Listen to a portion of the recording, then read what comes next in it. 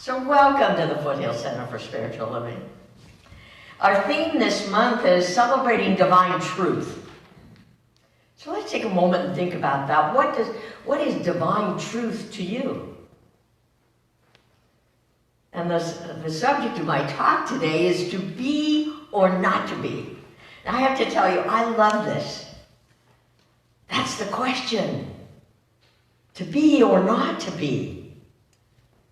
In life we have choices. And so we're going to open today to the greater choices that are available to us. And I love Shakespeare because in his great plays, he questioned everything. Anybody else questioning everything? Not me. Yeah. I question all the time. See, I believe everything that Shakespeare wrote was about his personal fears, his doubts, his questions of why, God, why is this happening? To be or not to be? Many of his questions were left unanswered. Same as for us. At times our questions go without answers. Have you found that to be true in your life? To be or not to be? I love this subject. To be or not to be kind. To be kind or not to be kind is a choice. To be fearful or not to be. To be joyous and loving or not to be.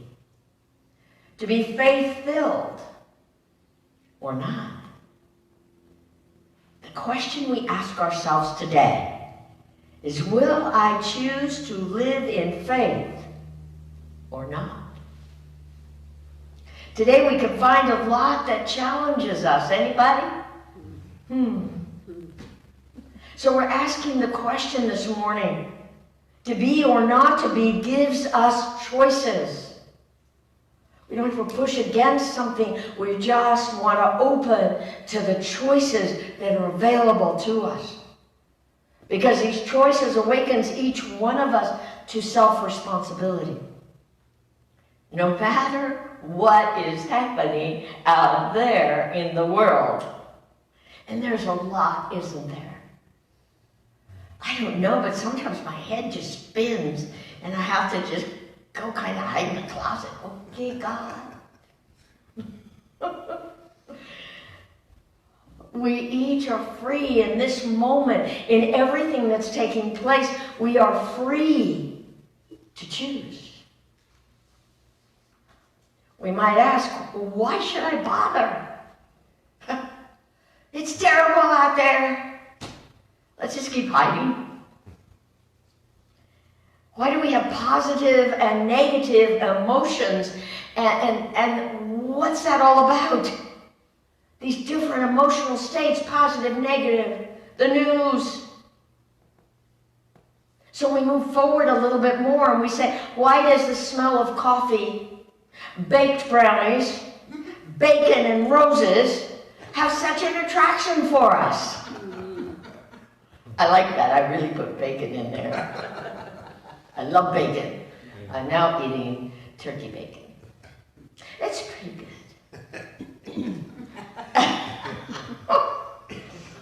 I believe all of this is asking us it's asking us to wake up. Smell the roses, smell the bacon, smell the coffee, smell the things that are going on, smell the COVID idea. Be present in life. This is what it's asking us. To be or not to be means you have a choice. Life is filled with choices, to be or not to be fully engaged or not. Hide in a closet. For me, my challenges call me to be greater. My challenges ask me to be more, to rise above old hurts, to make different choices. I think that's what my challenge is asking. What are your challenges asking you today? And on the flip side of that, my joys inspire me. My joys lift my soul. See, I think I'm so grateful, thank you, God, that I have challenges and joys. And sometimes, I don't know about you, but I have to look pretty hard to find my joy. And maybe I need to go make some bacon, and it gives me joy. See, it's up to me. It's up to you to choose again. How will I respond to life?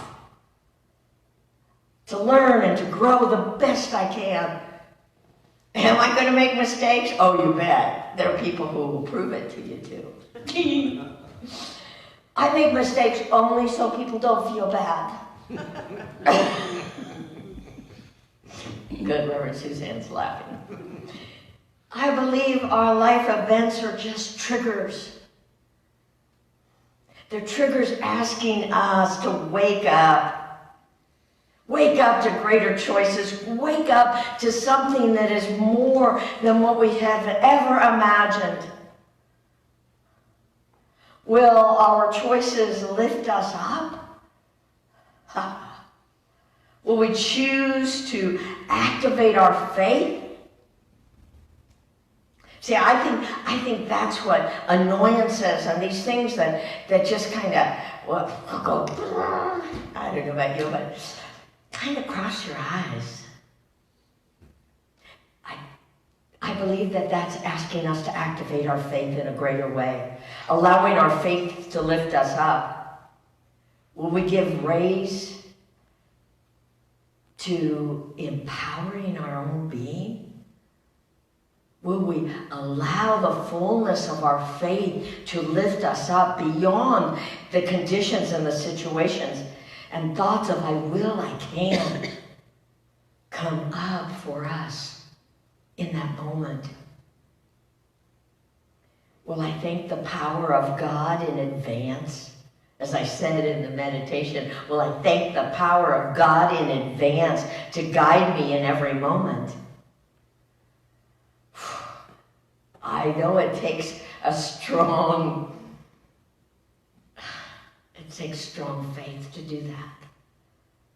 Especially when we seem to be bombarded with different events and circumstances that have our eyes crossed. See, this is, I believe, the longing within the core of each and every one of us is our divine nature, desiring to wake up, desiring to be the leading edge of who we are. It is fulfilled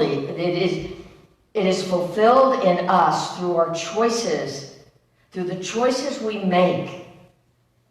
It is where we hear Spirit's promise etched in our hearts. Spirit's promise, I and my Father are one. John 10:30. I and my Father are one. So no matter what's going on out there, when we come back into this Spirit's promise that lives within us, we can be empowered and ask that within us to guide us. Our December theme is divine truth. Let us each look to see holiness in everything. Where's the holiness in this? And when we get stuck, just ask, let me see the holiness in this. Can you remember that this week? I'm working on it. And as we ask, we know in our faith, we know in our tradition that as you ask, so you receive. But when we fight and argue with the events and circumstances in our lives, we push against it, and it doesn't give that Spirit of life room to expand. Let me see the holiness in this. As we ask, we open that door that receives. Like Reverend Suzanne talked about last Sunday, open. Don't close it. Approach your human self as a loving parent would. Approach that part of you that wants to say, oh, honey, let me kiss your boo-boo. You remember? I remember my mother, when I'd fall down, and I fell a lot, and she put stuff on my knee. It's usually my knee. I still have the scars. But then she'd blow on it. Now we know today, because we're all wearing masks, yes, that she blew her germs on my boo-boo. But I didn't think of that when I was a kid.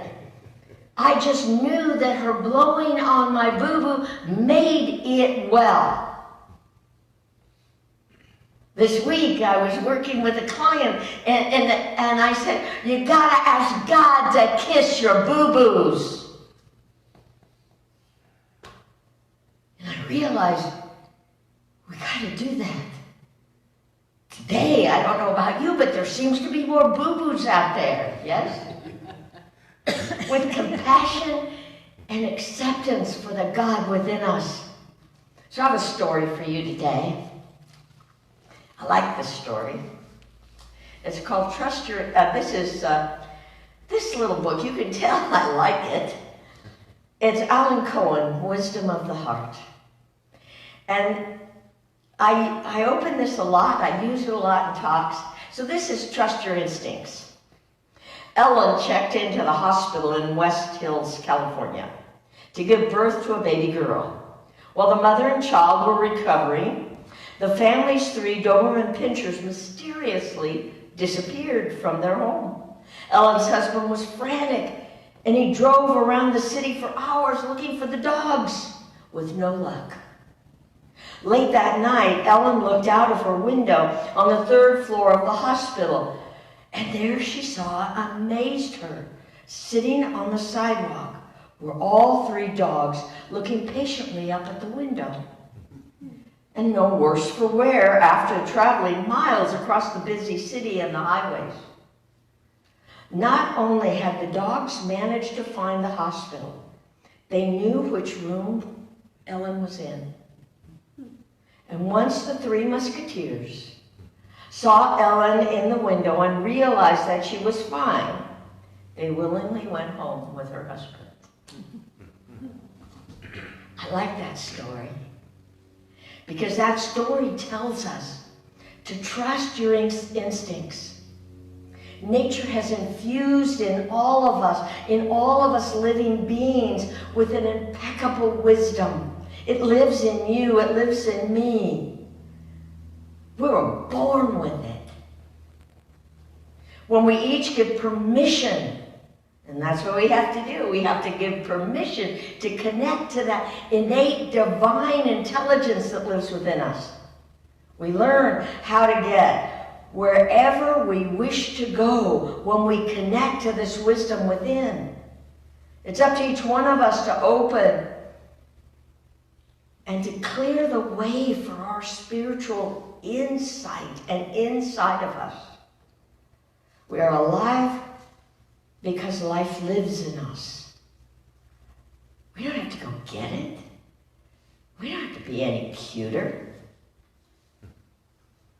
We move because there is a holy essence, a holy energy flowing through each and every one of us. It is that life force. It's always there. You exist because the Spirit of God chose to individualize in you as you. Itself as you. Hear that. The Spirit of God individualized itself in you. It could only be you, as you. And it delights in being you. So, we should return the favor and delight in being us. This life force is in everyone. No person is excluded. No person is excluded from holiness, from the divine life force. It can't be. It would be like those early morning Santa Clauses as I walk the dog there. Have no air in them. If we didn't have that divine force in us, we would be empty vessels.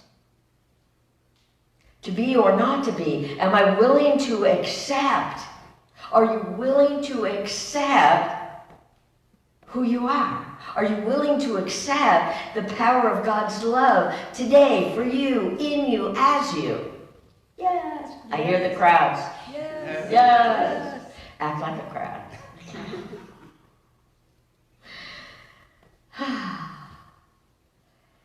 Are you willing to give permission?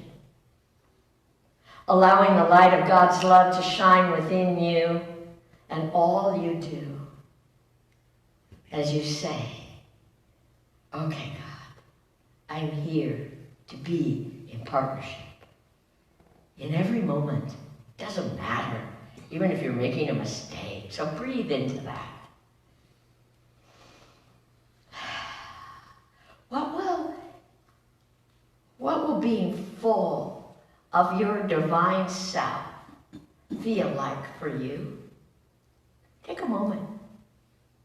If you totally and absolutely today accept that you're full of it, that there is a power within you that breathes you, that guides you, that wants your very best, that will kiss your boo-boos, whatever it is, how will you live? How will you look at things? To be or not to be? That's the choice we make today. Today, I invite each and every one of us to open the door and to begin talking to God, begin talking to Spirit as your very best friend. God is here for you. Whatever you call it, the beloved, the divine, the power, the source, you name whatever works for you. But call on it. Learn to call upon the Father within you. It's interesting. You're going to hear more about this later today. I'm going to do a class, Reverend Suzanne's going to do a class, and mine's on prosperity, and I had the book, but it's in my office. I'll show it to you later. It's all about using the power of the Father within you to guide you. So I invite each one of us to rise and shine like the morning sun. Our divine nature calls each one of us to a greater sense of unity and harmony, to an all-embracing harmony and goodness that is alive at the very center of our being. I'm going to invite you to claim it today, to accept it today, because this month, December, is going to be totally different. November was totally different than we've ever experienced before. And we're going to have to be okay with it. So let's use this time to deepen our faith, to deepen our trust. For we recognize what Shakespeare said, all of the world is a stage and we are merely players. We have our exits and our entrances, and each one plays many parts. We each individually play many parts. So this month, at this time of the year, what part will you play? What part will you choose to play today? Life has room for all our characters. I know some you question, but life has room for all life's characters and all expressions. There is not just one way to be, so we need each to individually find the way that works for us and do the best we can. Each life is a work of art. We celebrate together this holiday season by remembering the Father within. The Christ in each one of us is our hope and glory. To walk through this time together, let's remember that. Our passion, our love, our unity with the divine. And together, give that part of us permission to rise and shine. Will you do that? I plan on it. Let's take that into prayer. To be or not to be. That is the choice we start today to make. So knowing and accepting that there is an infinite wisdom that lives within each and every one of us, that is the very life and breath of my being. I recognize that this day I am the beloved place where God shows up. I am filled full to overflowing with the divine, magnificent expression of love, of joy, of spirit, and of life. It is fullness. From this place of truth and knowing this, I, Maggie, know that I speak the word of God, and it is my pleasure and pure delight to know and speak this truth about and for you this day, knowing that right where you are, God is. And we open that door, we stay open and available to allow the fullness of God, like the sun in the morning, to rise, to shine, to partner with us, to warm us, to guide us. To be or not to be, we open the door to that question, and only we personally can answer that. Knowing that right where you are, God is. That there's an infinite power of love that heals, that renews, that reminds you that you are the beloved place where God shows up. This is what I know to be true. And so much more that is yet to be discovered for and about each and every one of us. And we send the same blessing out beyond these walls, out to Facebook land, out to Zoom land, and we allow the richness and the fullness that lives within each and every one of us to awaken in its own unique way, individualized as you and as me. And we expand this blessing out to the very hearts of the world, returning to and through each and every one of us, multiplied and magnified. And where there is a need for a healing, I call forth that miracle-working power of God. I don't have to know how to do that. I just call upon it, and it answers with, yes, you are my beloved, in whom I am well pleased. And we trust in faith that it's already happened, that it's already taken place. And so we trust in the mystery and the miracles. As I release this, my powerful word, into the ever-living, loving law of God that always says yes. Returning to and through each and every one of us, multiplied, magnified, spilling over. We trust it, we count on it, and we open greater this day to it. And we just let God do God's work. And if you're in agreement, please join me in saying, and so it is. Amen.